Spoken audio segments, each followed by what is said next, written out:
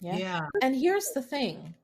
Your fight or flight response serves a vital biological purpose, but our bodies were not designed to constantly be in a state of fight or flight. We're just not built to do that. It was meant for those short moments. Oh no, there's a bear in my Yeah. neighborhood. I'm going to get the heck out of here. And then I'm going to go back to my baseline, go back to my homeostasis. But those of us that have experienced high levels of trauma in our childhoods, your homeostasis is panic. Mm. Your baseline is panic. Because if you grew up in an abusive household, you had to be in fight or flight all the time Yeah. in order to be able High to alert. survive that On environment. high alert. Yeah. You are now tuned in. You are now tuned in to Let's Talk About Healing. I recognize that I wanted to come out of that deep, dark place I was in. Like the story that we are repeating over and over and over and over again. Yeah. We can change it. Yeah. I went in with an open mind, an open heart, and I said, you know what? I'm willing to learn the truth about all of this because I don't understand. Now here's your host, Yvonne Pierre.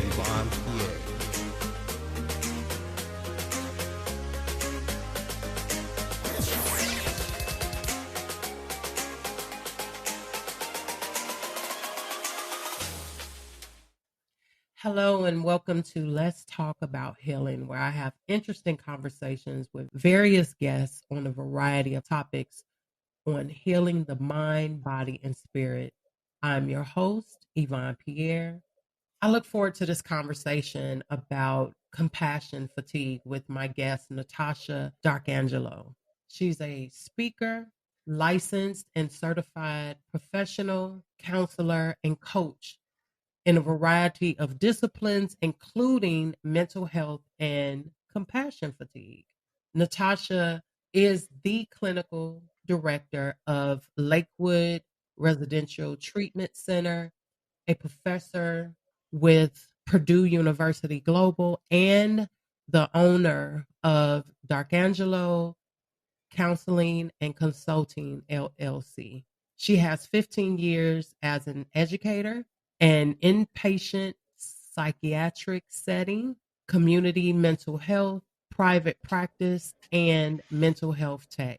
Natasha, welcome to the show. Thank you so much. I'm very excited to be here. Yes, I'm really interested in this conversation because when you mentioned compassion fatigue, I have to admit that I'm not familiar with it at all.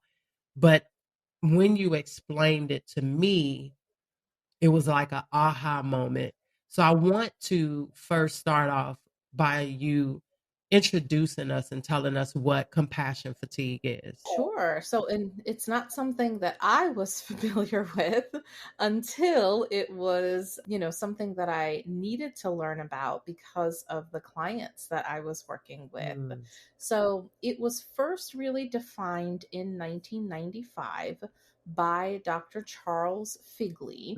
Mhm. When you do a research of any of the literature, it's his name that comes up. And what he has defined for the field itself is compassion fatigue is a combination of burnout and secondary traumatic stress. Mm. So when you have those two things in combination with each other, then you are looking at compassion fatigue. Now, if you get a little bit deeper into the definition, it is a state of exhaustion and dysfunction biologically, psychologically, and socially as a result of prolonged exposure to compassion, stress, and all it invokes, which is a fancy therapy way of saying that when you work as a professional caregiver, Mhm. you are susceptible to suffering because of the work that you do. Wow. So I think I experienced it. I have been working as an advocate since 2004. My youngest of two has Down syndrome, and I just jumped in feet first and started all these projects and didn't really know where I was going with it, but I knew something needed to be done because I saw a lot of parents really having a tough time accepting their child's diagnosis. And I was devastated by a lot of the things that I was seeing going on the internet and going on, stuff that I was reading back then. It was Yahoo groups. I started doing my own research and I came across all these amazing stories of people that have Down syndrome. I started this website and then it turned into a community, then awards. But I got to a place where I was exhausted. I was feeling like I didn't want to do it anymore. And I knew I was torn. A part of me wanted to just walk away from it. And there was another part of me that wanted to continue to fight, but I wasn't seeing the results that I wanted to see. And I felt like, which probably a lot of advocates feel, like you're just spinning your wheels, you're wasting your time. And especially, you get into advocacy, it's not something you choose, it's something that chooses you. And the stress and the overload that comes with it. A lot of people don't see that side. They just see you, advocating and promoting events and stuff like that, but they don't see you crying and being overwhelmed because you want to see things change. So I wanted to ask, you said caregivers, and as I mentioned, advocates. Who else is prone to having compassion fatigue? Yeah, so it's those of us that care for a living. Mm. So your teachers, your physicians, your nurses, veterinarians, law enforcement, first responders, mental health professionals. It's those of us that care for other people for a living, hospice workers. Those are some of the big ones that immediately come to mind.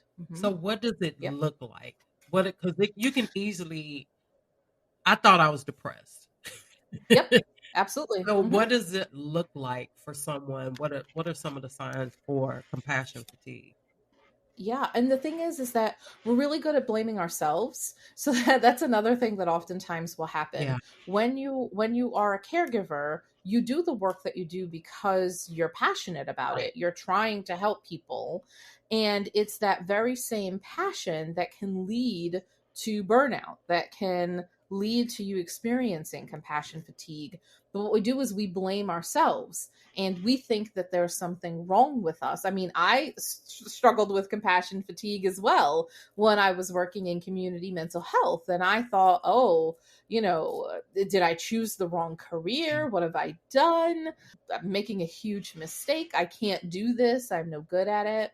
And so Dr. Eric Gentry, you'll hear me mention his name a lot. I had the honor and privilege of training with him last year.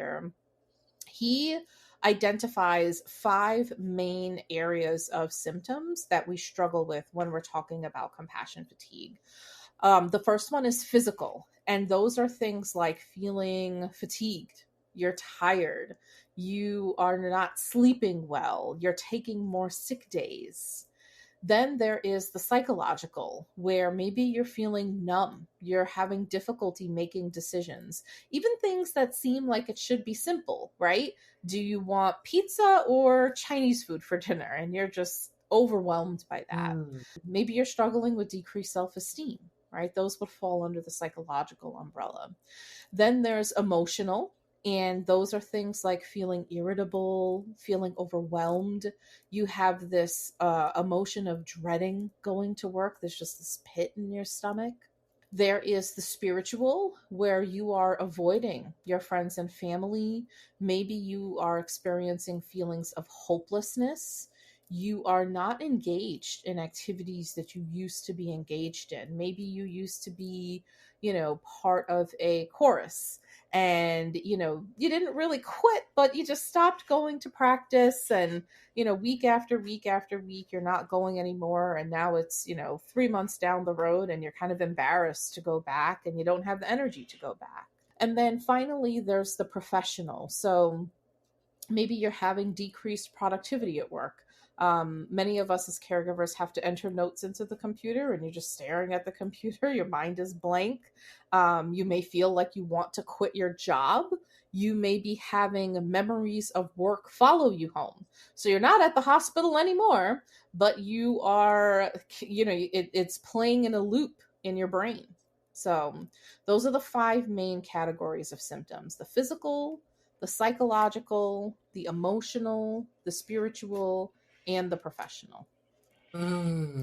So I can imagine someone that, especially during COVID, nurses and teachers, I think we saw a lot of that during COVID, a lot of people feeling burnout that service the community. But I don't think we could put our finger on what it was that we were feeling. And I would say for me, I did start questioning, am I doing the right thing? Am I wasting my time? Should I choose something else? Maybe this is not for me, or maybe I've went as far as I can with this. So is there now you did say there was a connection between secondary traumatic stress and compassion fatigue. Is there a connection, and what are the similarities? Sure. So I'm going to get a little clinical here for a moment. Okay. So the official definition of compassion fatigue, remember, requires secondary traumatic stress and burnout. So if we take a look at secondary traumatic stress, the cause of secondary traumatic stress is witnessing or interacting with traumatized or suffering clients, maybe listening to their narratives over and over again. So let's say that you're an emergency room nurse. You are seeing people on the worst days of their life every single day, day in and day out, right? That's that's secondary traumatic stress.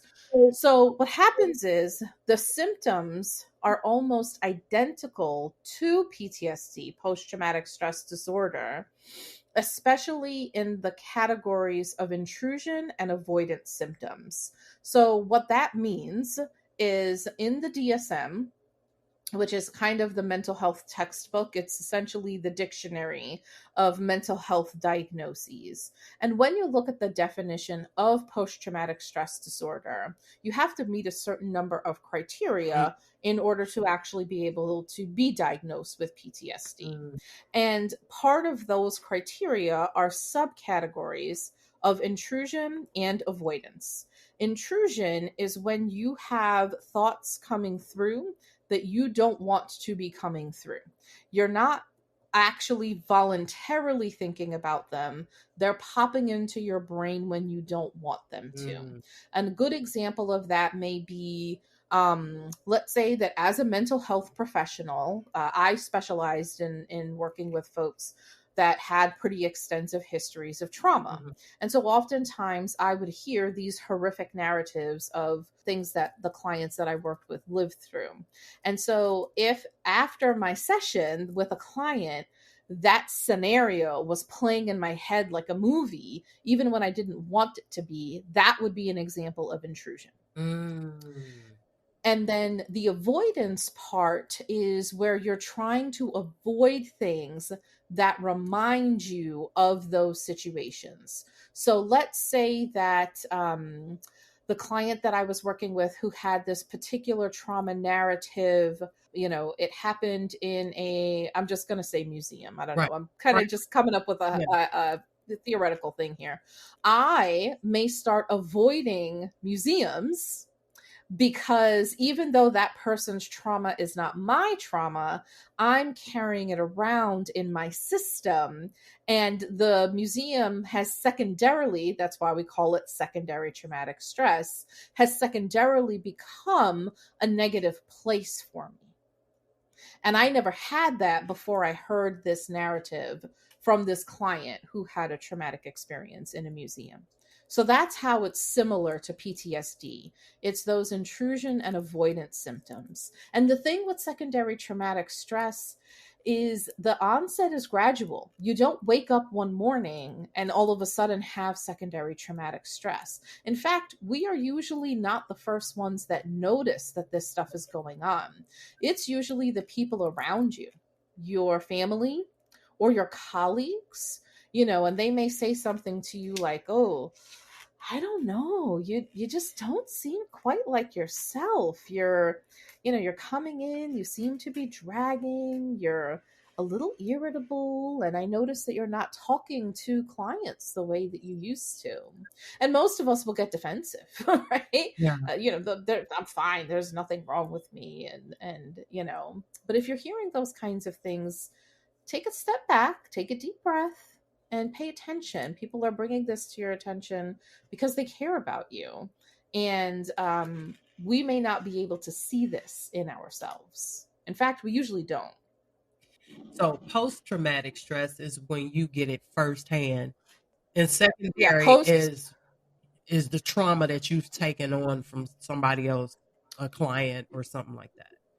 Correct. Yes. And PTSD has an entire, it's two or three full pages in the DSM of multiple symptoms that are essentially a checklist of symptoms that you would go through with a mental health professional to determine whether or not you met the diagnostic criteria for PTSD. So a good example of this would be if there were, I'm trying to think, like if there were a law enforcement officer who came upon a domestic violence situation, that was the call that came in, and they got injured on the job responding to that domestic violence situation, that law enforcement officer may develop PTSD.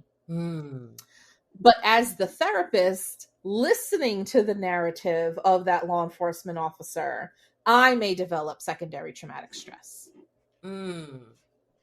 Wow. Now, I have had conversations with loved ones where you end up taking on their problems yourself, and you end up depressed or feeling down because of something someone else is going through.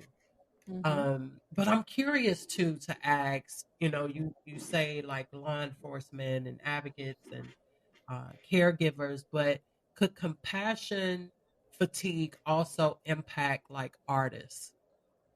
That's a good question. I mean, potentially. The big thing comes down to what is happening inside your own nervous system as you're responding to these situations. Okay. So one of my favorite, I told you I'd be quoting Dr. Gentry a lot, but one of my favorite Dr. Gentry quotes that I had to take a step back and say, whoa, I never thought about that before. He said, all of us have PTS. We all have post-traumatic stress. We don't all have PTSD. Got you. And a lot of that is because we live in a 24-hour news cycle, right? Believe it or not, when you look at the history of the world since humans have occupied it, historically, there has never been a safer time than now. And that's due to scientific advancements. As horrible as COVID was, we had the ability to develop a vaccine. We knew enough that we needed to quarantine and we needed to stay home and socially distance from each other, right? We didn't know that in the year 1312 or, in the Middle Ages when the Black Plague hit Europe, for example. So statistically, this is the safest time in history. However, we've never been more stressed as a species. And a lot of that is because we're watching this 24-hour news cycle and it's kicking us into fight or flight. True. And you're not thinking about what's going on in your own nervous system, which then compounds upon itself depending on what it is that you do for a living. So it's all related. Yeah. So how do I know if I have compassion fatigue versus just I'm just burnt out? Great question. What I would recommend that folks do is there is a free, and I like free, there is a free tool called the Professional Quality of Life Scale. It's ProQual is how it's abbreviated. They are on the 5th version, and so right now it's the ProQual 5. And if you go to, I'll say it slowly, www.proqual, PROQOL.org, you can take it for free. And it is a 30-item questionnaire. And what it does is it measures both the positive and negative aspects of caring. So what'll happen is you will get a couple of different subscores. And so you'll get compassion satisfaction, you'll get a score for burnout, and you'll get a score for secondary trauma. Because hopefully at this point, everybody remembers we need those two ingredients, the burnout and the secondary trauma, to meet the criteria for compassion fatigue. So what I would recommend folks do is head to proqual.org. You log right onto the website. You can take it from right on your computer, actually. If you like to print it out, they do have a printable version. You can just print it out and take it on paper. But I've done it in session with clients before. It doesn't take more than 5 minutes on the computer, maybe 10. And what it'll do is it'll ask you how you've been feeling for the last 30 days. And so you'll rate it on a scale from never to very often. And then it'll give you those scores and you can see how you're doing. I'm definitely gonna, and I wrote it down. So it's PROQOL.org. Yep. Mm-hmm. And the other thing that I always recommend is if you are in a position of management, if you work with people in management or as a supervisor, and you work with professional caregivers, have them take the ProQual. They may not recognize that they're burned out. They may not recognize that they're struggling with compassion fatigue. Yeah. And they don't have to submit their scores to you. You can just have them, maybe submit it anonymously on like a slip of paper with no names attached. But it's a good way for you to get a temperature check of what's really going on with the folks that you work with. And again, it's free. Yeah. and if you use, the folks at ProQual gave me permission. So I do professional speaking and I do CEs, continuing education units for mental health professionals. And I have permission to use it in my presentations as long as I do not change it. And as long as I make sure that I mention the website where folks can access it. It's a great free tool. Yeah. Yeah. Now that we know what it is and we know the signs, how or can it be prevented? So if you learn about compassion fatigue early enough on in your career, I do think that it can be prevented. I absolutely do. Here's the problem, and I'm going to climb up on my soapbox here for a moment. So pardon me ahead of time. No, that's fine. We don't teach people about this stuff. And it's terrible. Educators don't learn about compassion fatigue. Nurses don't learn about compassion fatigue. Neither do physicians. They don't even teach it to mental health professionals. So if I didn't learn about compassion fatigue when I was going to school to become a therapist, how in the world was I supposed to be able to prevent it? Yeah. And oftentimes, especially with nurses, we kind of have the expectation of, well, this is what you signed up for. You knew it was going to be hard, right? And what a terrible attitude that is to have for the people that care for us in our deepest, darkest days, right? Yeah. And so if I had my way, if I were in charge of things, they'd be teaching this in nursing school, in med school, in graduate education programs, in mental health graduate programs, clinical social work, that kind of thing. So it can be prevented, but not if you're not learning about it. Yeah. So, yeah. So, okay. So now you're there. You're feeling it. You're feeling the burnout, the overwhelm. You're feeling all the symptoms of it. What are some things we can do to come out of it? So what I recommend that folks do, and this is what I did with the clients that I was working with. I especially like doing this with educators. I'm a former educator, so they'll always have a special place in my heart. If I had known about compassion fatigue when I was an educator, I would have lasted a lot longer in the classroom, I'll tell you that. But what you have to do is you have to get to know your own nervous system. See, the thing that we don't ever think about is how our own past and our own traumas impact the work that we do as caregivers. Mm-hmm. And that can be consciously or unconsciously. In the majority of cases, it's unconsciously. And so I'll give you an example of what that looks like. I'll just use a mental health example because that's what I've been doing most recently. But I'm working with a client who is telling me about their childhood, and they just had a really bad childhood. Maybe their caregivers used substances. There was a lot of verbal abuse, maybe even some physical abuse. And so they're telling me this narrative, right?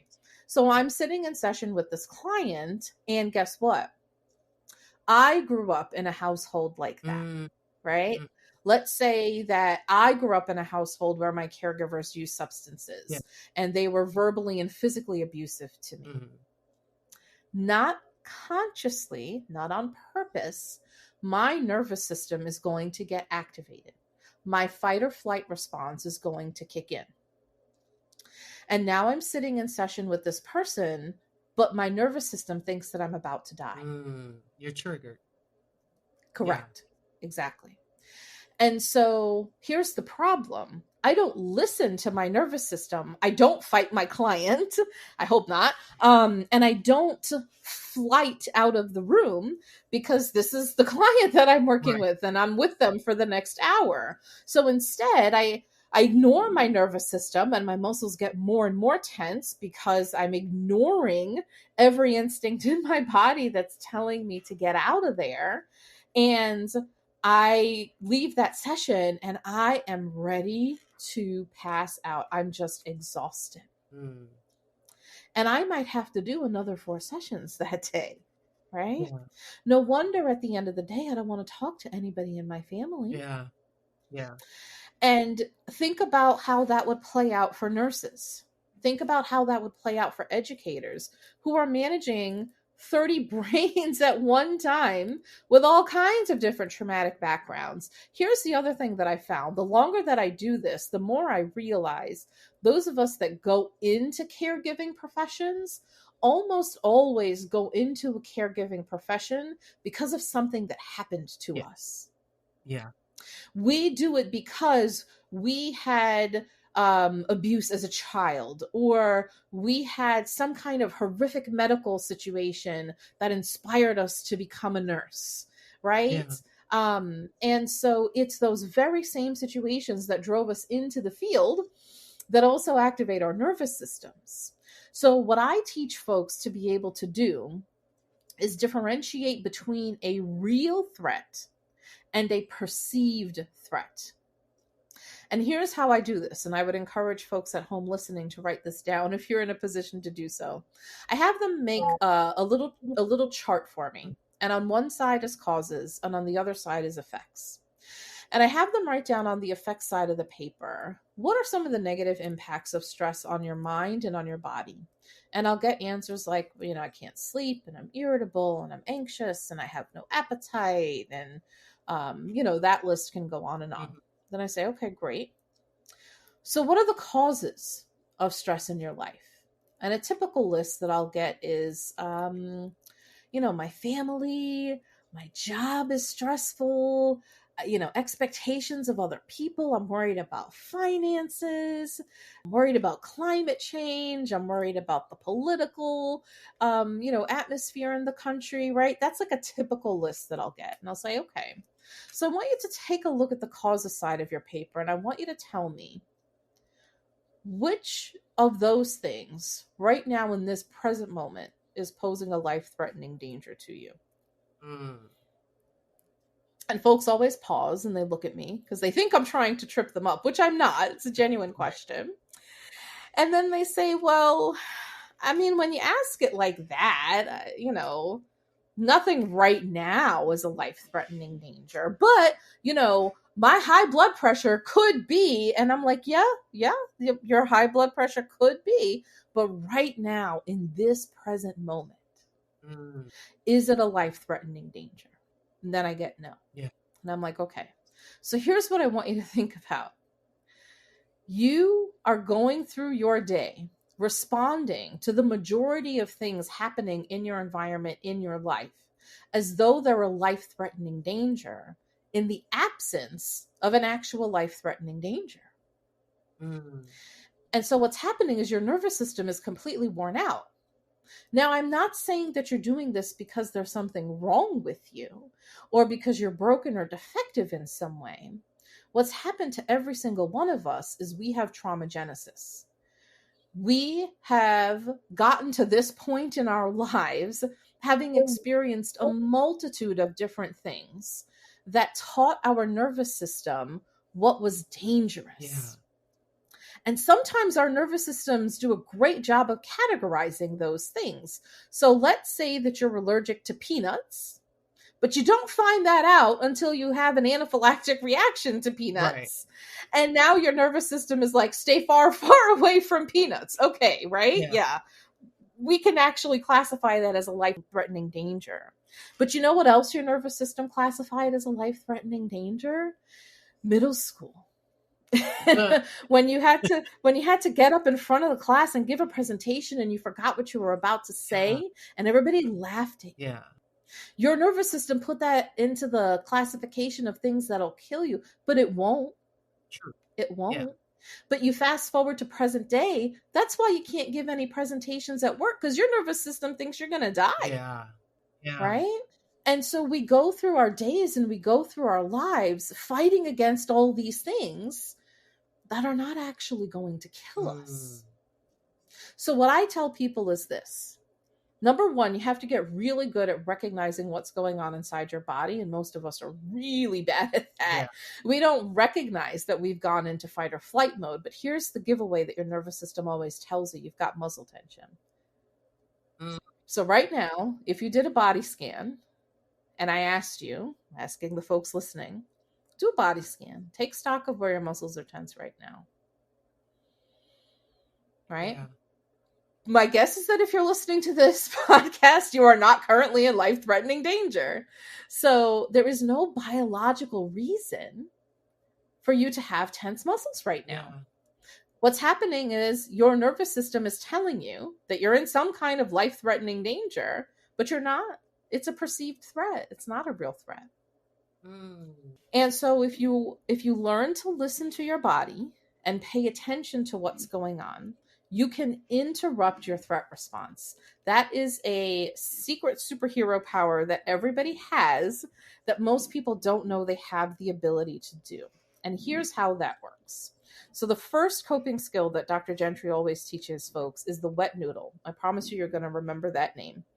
And so let's take that body scan that we just did, right? And you recognized where your muscles were tense. For me, it was in my shoulders. Yeah. And you do another body scan. So you pretend like you're standing and you're looking at yourself. But this time what's going to happen is I'm going to count from 1 to 5. And as we scan from our head down to our feet, what I want you to do, what I'm going to invite you to do, is try to soften up all of the muscles in your body. Not just the muscles that you realized were tense. And then just see what happens for you as you try that. If you want, you can close your eyes when you practice it. You don't have to. And we'll see what happens. So I'm going to count. 1, 2, 3, 4, and 5. Most people, when I do that with them, I can actually physically see their shoulders drop, right? Hopefully, as you practice, say that again. And mine did. Good. So what that means is you let go of tension that you previously were not aware was happening in your body. Yeah. That is self-regulation. You recognized that you were not an immediate life-threatening danger, and then you were able to interrupt your own threat response. Now you can do that as often as you need to whatever situation you're in, and it'll make your days more comfortable. Then your nervous system is working with you and not against you, right? And the other thing that I would be remiss if I didn't mention is most folks that are not in the trauma field are not familiar with ACEs. And ACEs stands for Adverse Childhood Experiences. It was a huge study that came out of the Kaiser system in California. Doctors Anda and Fulidi, a public health doctor and a pediatrician, surveyed over 17,000 people, and they asked them 10 different questions about areas of trauma, abuse, and neglect that they might have experienced before the age of 18. And as the field of trauma has continued to progress, what we found is that folks with higher ACEs scores have a likelihood of having negative impacts later on down in life. They are statistically more likely to be diagnosed with things like diabetes, high blood pressure, mental health disorders. On average, they tend to have a shorter lifespan, all different kinds of things like that. And so if you have an ACEs score of 8, and the ACEs is another readily available free tool. Once again, it stands for Adverse Childhood Experiences. And if you Google it, you can print out a form within 10 seconds of hearing that. It's just 10 questions. They are pretty brutal questions. I do want to forewarn people because, again, it's assessing for childhood trauma.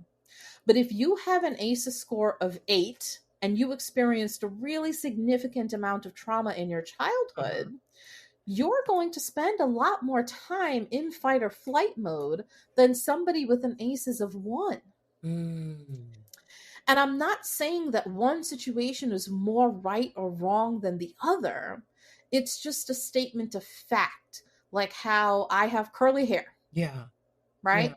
My ACEs score is just another part of me. Yeah.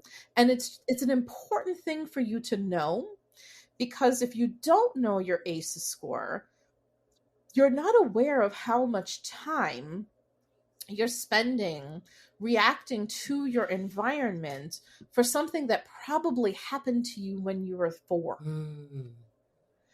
And it's probably impacting your work.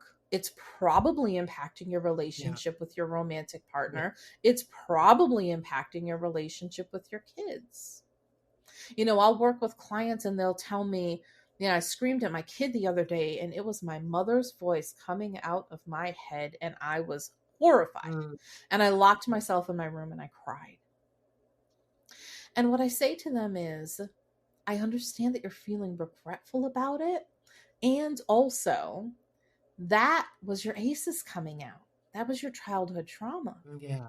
And so if you don't know about these things, you can't get to a better place with them. Yes. Yeah. So that's another important piece of the puzzle as well. Yeah. That's very interesting. And I did write that down. ACES. Yep. The Adverse Childhood Experiences. So in reference to dealing with compassion fatigue, from what I'm hearing, it sounds like your body is like on this, I don't know how to explain it, like your body is on high. Yes, high alert. Absolutely. On high alert for an extended period of time. And it causes the burnout and fatigue and all that stuff because you're not bringing yourself down from that feeling. Yeah. Yep. Here's how I want you to think about it. Your nervous system is essentially your body's radar. And it is constantly scanning your environment. It's doing it right now. It's constantly scanning your environment to determine, is there something going on right now that's going to kill me? Right? And you only ever need to encounter something once for your nervous system to file it under the category of, yes, that thing will kill you. Yeah.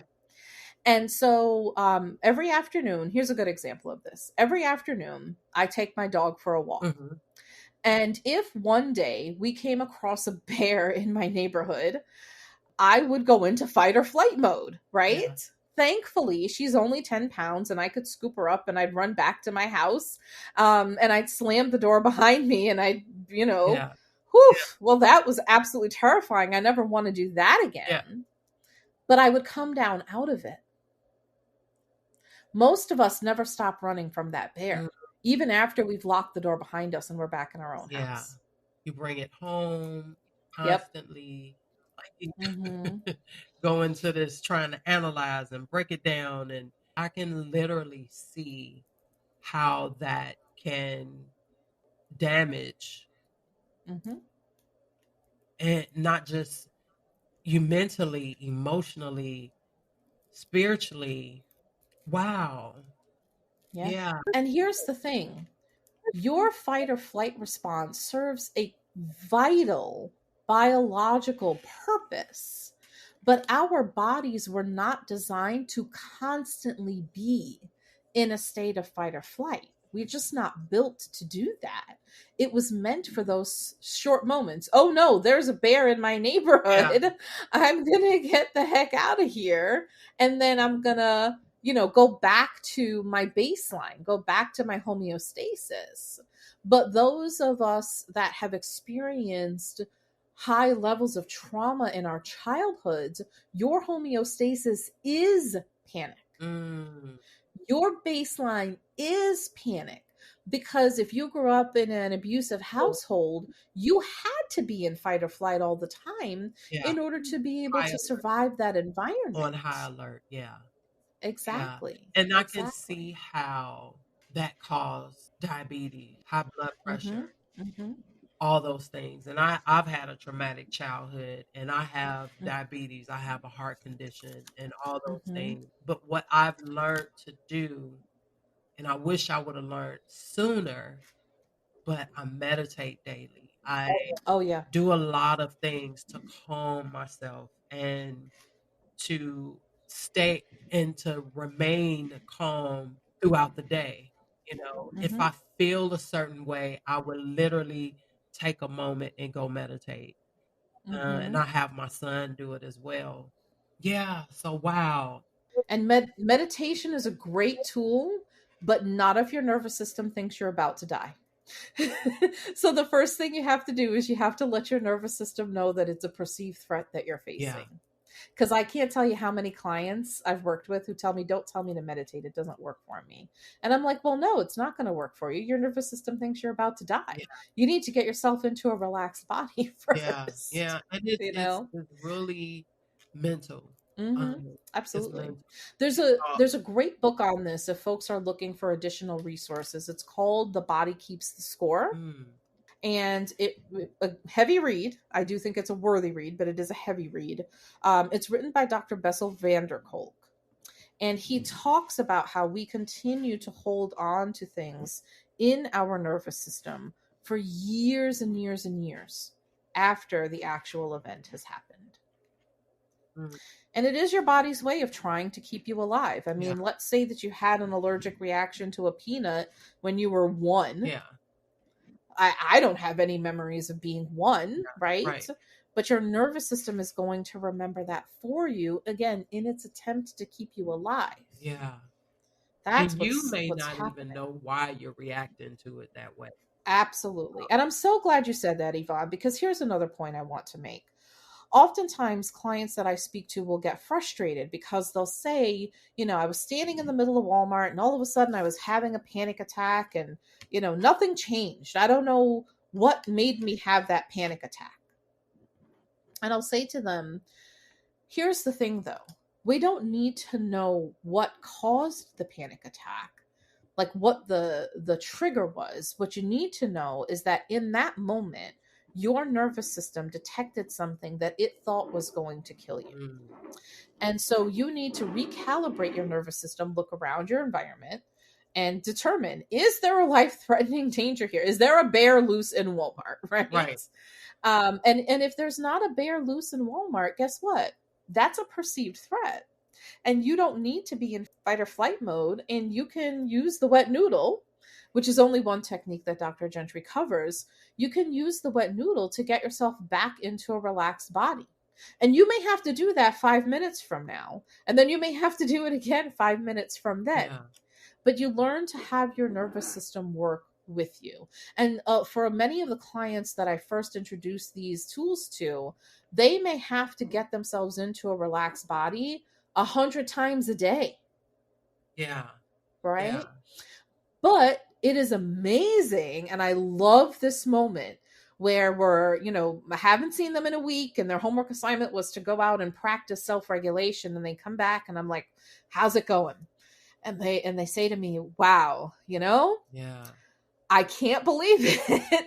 But I went into Walmart and, my heart was pounding and I could feel it coming on, but I reminded myself that it was a perceived threat. And, I used that wet noodle thing that you told me about. And I was able to actually finish my shopping that day. And I'm like, fantastic. Yeah. Because it's this power that they have now. And my favorite part about it is that they don't need me. They know how to do it, right? Yeah. And that's what I always want. I want clients that I work with to learn how to do this stuff for themselves. You don't need me for this. Yeah. Maybe you needed me to teach it to you to start with, but you don't need me for it moving on. This is now your thing. Yeah. Yeah. And that's the importance of working with someone professional, Mm-hmm. is to get the tools that you may not be aware of. Sure. And so a lot of times I'll look online or I'll read or I'll do different things, or like many people, to self-regulate. When should we avoid trying to fix it on our own and actually seek someone like you? I think, well, number one, I think everybody could benefit from therapy. That's Yeah. number one. But number two, I think when you're noticing that it's impacting, there's 4 major areas that I always check on when I'm doing an intake with a new client. Mhm. The first one is sleep. What's going on with your sleep? Mm. If you notice there's been a huge change, as in you are not sleeping at all, or maybe you're only sleeping, you fall asleep at it. First of all, it takes you 2 hours to fall asleep. You finally fall asleep and you're up again at 2 o'clock in the morning. It takes you another hour to fall asleep, right? So you wake up feeling exhausted. Or sometimes I have clients who will sleep for 12 hours a day and they're using it as an escape mechanism. Mm. So if you're noticing changes in your sleep, that's a huge red flag. Changes in your appetite is another big one. So, and again, 2 sides of the pendulum. Sometimes I have clients who they completely lose their appetite and they'll look up and it's 7 p.m. and they're like, whoa, I don't think I've eaten anything today. Yeah. Right? Yeah.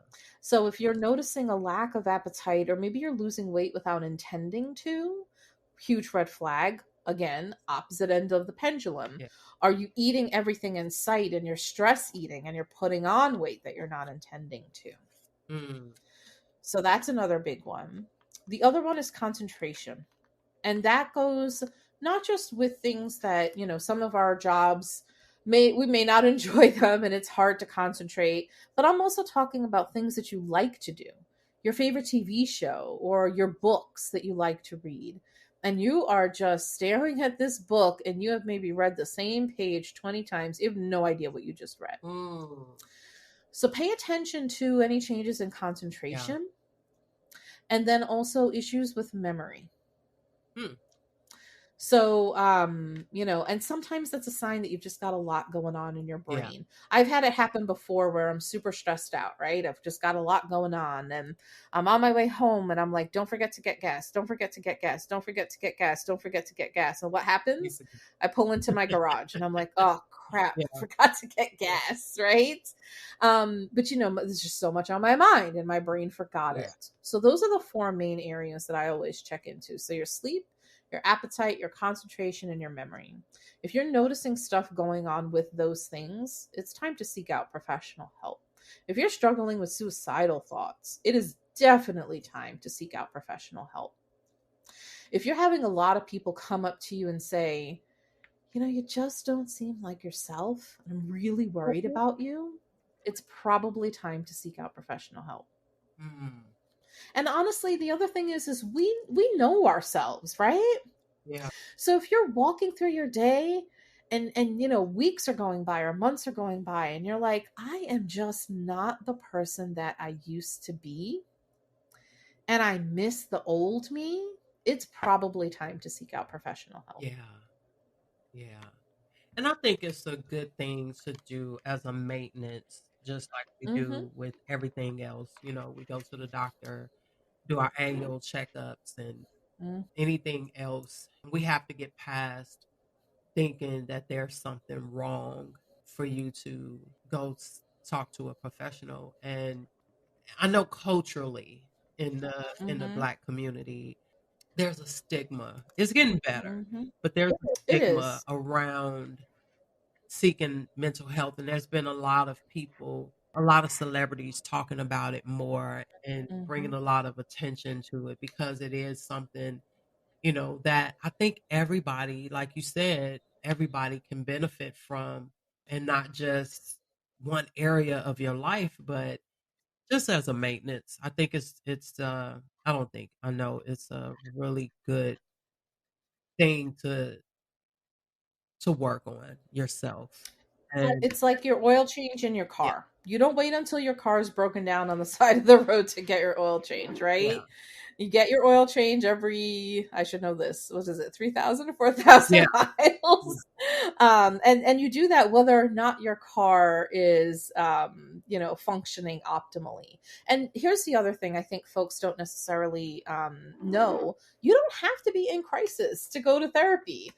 I work with clients who are thinking about leaving their job, but they're not sure if they should. yeah, I work with clients who have never been in a relationship that felt good for them. yeah, I work with clients who want to become better parents.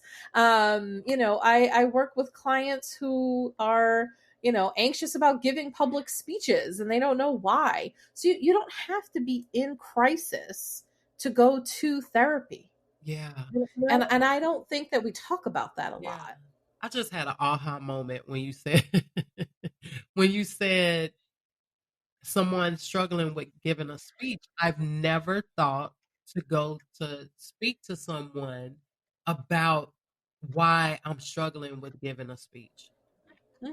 That's a real, I just had an aha moment. Just needed to Yeah, share. absolutely. Wow. Okay. So, what advice would you give someone who is feeling like giving up on the things that they care about? What advice would you give them? So, if you feel like some of this compassion fatigue stuff is resonating with you, and you're like, yes, I am a nurse or I am an educator, and this sounds like my day to day life, I'm here to tell you number one, there's nothing wrong with you. Number two, you are not broken. And number three, the answer may not be leaving the field. There are resources out there. Compassion fatigue is a real thing. There's lots of research out there. Dr. Gentry has written a fantastic book called Forward Facing Professional Mm, Resilience, Prevention and Resolution of Burnout, Toxic Stress, and Compassion Fatigue, which he actually co wrote with an emergency room physician. mm, So if there's anybody that knows about burnout, it would be an emergency room physician. So there's resources out there. And I would encourage you to, at a minimum, just take the ProQual. That won't take you more than 10 minutes. See where you're at. And if your scores are pretty high, maybe it's time to talk to somebody. And you can find people like myself that specialize in compassion fatigue. yeah. Yeah. So speaking of that, would when you're seeking to speak with someone, Mm-hmm. how do you know the right person? Because it's like a relationship. Not Mm-hmm. every therapist fits every client, and everybody has their specialty.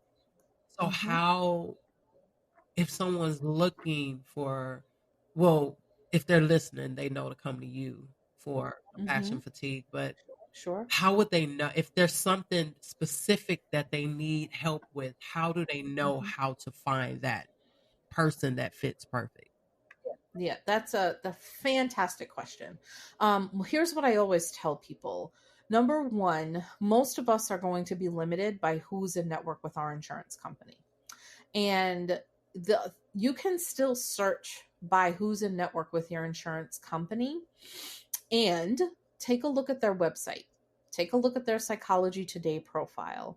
Somewhere on there, it should list, here's what I specialize in, right? Mm-hmm. If you're looking at a therapist who's saying that they specialize in 52 different things, Yeah. I'm not saying it's not possible. I'm saying it's highly unlikely. I know that as a professional, the clients that I do best with are folks struggling with compassion fatigue, folks that have extensive histories of trauma, and folks struggling with anxiety. Yeah. Those are my favorite people to work with. Also first generation Americans, because I'm the child of immigrant parents. So I really like those clients as well. But like that's my thing. That's where I'm happiest and where I feel the most fulfilled, right? So when you're reaching out to a therapist, you should be asking them about those specializations. And if a therapist is getting I don't want to say like maybe defensive about those questions, red flag. So if I have a client ask me, and I have, what is, you say you're a certified clinical trauma professional. What does that mean? I should be able to explain to you what that means, how I got that title, and how I maintain that certification. And I don't find it offensive when clients ask me that question. Yeah. So you shouldn't be shy about asking your therapist, when you say that you specialize in trauma, can you tell me a little bit about the training that you've received? Yeah. What does that mean? What does that look like? Yeah. And the first therapist that you talk to may not be the right therapist. Yeah. You may have, and I know it's scary and I know it's not fun, but you may have to talk to a few people before you find the person that you're like, yes, this is comfortable for me. And that doesn't mean that you're doing something wrong. That is a very common part of the experience. So here's another thing we don't often talk about in therapy. They have done so many studies trying to figure out, why does therapy work? Is it, does your therapist have a master's degree or a doctorate degree? Is it the amount of years your therapist has been in practice? Is it, that they have certifications worth thousands upon thousands of dollars? In every single study, you know what they find? The single most accurate predictor about whether or not therapy is going to work for somebody is the relationship they have with the therapist. That makes sense. Yeah. If you don't trust your therapy is not going to work for you. And you have to feel comfortable. Yeah. Wow. You have to feel comfortable with them. And sometimes that takes 2 or 3 tries, and that's okay. Yeah. Yeah. Well, this was a really good session. Thank you. No, but it was really good talking to you about this. It's been very eye-opening to me, and it's also it's a relief to hear that, because at one point I was like, am I depressed? Like, what's going on with me? And it's a relief, and I've rediscovered my passion, but I did have to take a break. I had to take a break from it. Took a break from school, everything, because it was just too much at one time going on. And my friend had passed, and it was just a lot emotionally going on. So I had to take that time to pull away and to readjust and regroup and rediscover my passion. I had to really rediscover my passion. Also, I had to look at my approach, because like, okay, am I being effective? Because one of the reasons why I started feeling like I was burning out is because it felt like nothing was happening. So I had to readjust and look at, okay, what am I, and deal with me, what am I running from? What am I afraid of? Why am I just tipping my toe in this, So, but yeah, this was really good. I can talk to you all day about this. And I could talk all day about it. But how can we get in touch with you? People that want to learn more information, or to connect with you, or to hire you. Do you still work one-on-one with clients? So I do at this point. I don't have like a full caseload, but I am still doing compassion fatigue coaching. Okay. Dr. Gentry has developed a 5-session protocol to help folks struggling, and that is something that I am able to offer because of the training that I did with him. And so the best place to find me is my website, which is Natasha, like my first name, Natasha LMHC, licensed mental health counselor.com. So it's natasha lmhc.com. And you can take a look at some of the services that I offer. There's some some recordings on there of other presentations that I've done, and highly recommend that folks also look up Dr. Eric Gentry. His last name is spelled Gentry. He has been researching compassion fatigue for over 25 years. And, he really turned my career around. I would have burned out of counseling without him. So I'm incredibly grateful to be able to share his message with other people. Wow. Well, Natasha D'Arcangelo, did I say it right? D'Arcangelo. Yes, you did. You did. Thank you so much again for this conversation. I really appreciate it. And thank you for taking time out to talk to us about this and educate us on this. And this was awesome. Thank you so much. I'm very happy that I was able to do this. Yes. And to our listeners, thank you so much for taking time out of your day to tune in. I hope that you are able to get something from each and every episode. If you enjoyed it and you benefited from this, please feel free to share, like, comment. We'd really love to hear from you. You owe it to yourself to heal and grow on purpose. Until next time, be blessed.